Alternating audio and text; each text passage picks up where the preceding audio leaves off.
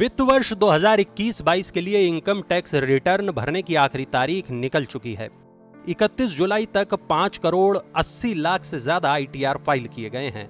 हालांकि अब भी बहुत से लोग किसी वजह से आईटीआर नहीं भर पाए हैं। ऐसे में 31 जुलाई की डेडलाइन बीतने के बाद भी आपके पास रिटर्न फाइल करने का मौका है। इसे बिलेटेड रिटर्न या विलंबित रिटर्न कहा जाता है। देरी से यानी 31 जुलाई के बाद रिटर्न फाइल करने के लिए आपको कीमत चुकानी होती है।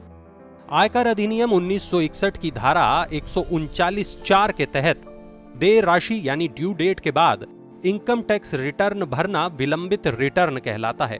मौजूदा असेसमेंट ईयर खत्म होने या असेसमेंट ईयर पूरा होने से 3 महीने पहले तक विलंबित रिटर्न भरा जा सकता है। वित्त वर्ष 2021-22 या असेसमेंट ईयर 2022-23 के लिए 31 दिसंबर 2022 तक विलंबित रिटर्न दाखिल किया जा सकता है।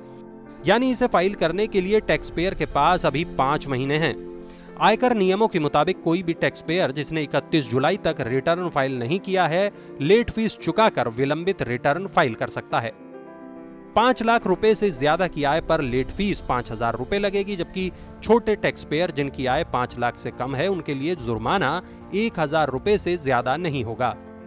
टैक्स एक्सपर्ट सत्येंद्र जैन बताते हैं कि टैक्स पेयर को इनकम टैक्स रिटर्न टाइम से भर देना चाहिए। अगर आपको कोई कैपिटल लॉस हुआ है जिसे आप कैरी फॉरवर्ड करना चाहते हैं तो ऐसे में आप डेडलाइन से पहले रिटर्न फाइल कर सकते हैं और बाद में कागज दुरुस्त करके रिवाइज्ड रिटर्न फाइल कर दीजिए।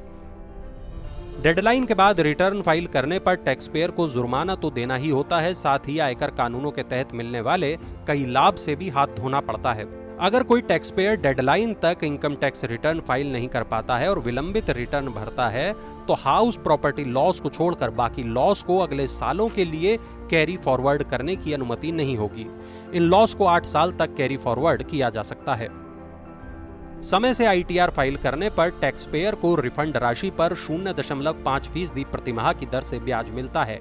मान लीजिए किसी ने 31 जुलाई से पहले रिटर्न फाइल किया तो अप्रैल से ब्याज मिलेगा जब तक रिफंड नहीं आ जाता। अगर किसी ने सितंबर में रिटर्न फाइल किया तो उसे 2 महीने यानी कि अगस्त और सितंबर का ब्याज नहीं मिलेगा। विलंबित रिटर्न फाइल करते समय अगर किसी तरह की टैक्स देनदारी बनती है तो पेनल्टी के रूप में ब्याज लगेगा। किस तरह का टैक्स बकाया है उसके आधार पर सेक्शन 234A, 234B और 234C के तहत दंड ब्याज लगता है। 31 जुलाई से पहले सेल्फ असेसमेंट टैक्स नहीं जमा करने पर धारा 234A के तहत पेनल्टी लगती है। इसी प्रकार 31 मार्च से पहले एडवांस टैक्स का 90% भरने में नाकाम रहने पर धारा 234B के तहत जुर्माना लगेगा। हर महीने 1% की दर से दंडात्मक ब्याज लगता है। विलंबित रिटर्न भरने पर रिफंड देर से आता है। अगर आपका टैक्स रिफंड बनता है तो ये तभी मिलेगा जब रिटर्न भरने के बाद उसे वेरीफाई किया गया हो। आईटीआर फाइलिंग में देरी होने से प्रोसेसिंग देरी से होगी और रिफंड देर से आएगा। विलंबित रिटर्न भरने के बाद अगर किसी गड़बड़ी का पता चलता है तो टैक्स पेयर बिलेटेड आईटीआर को रिवाइज कर सकता है।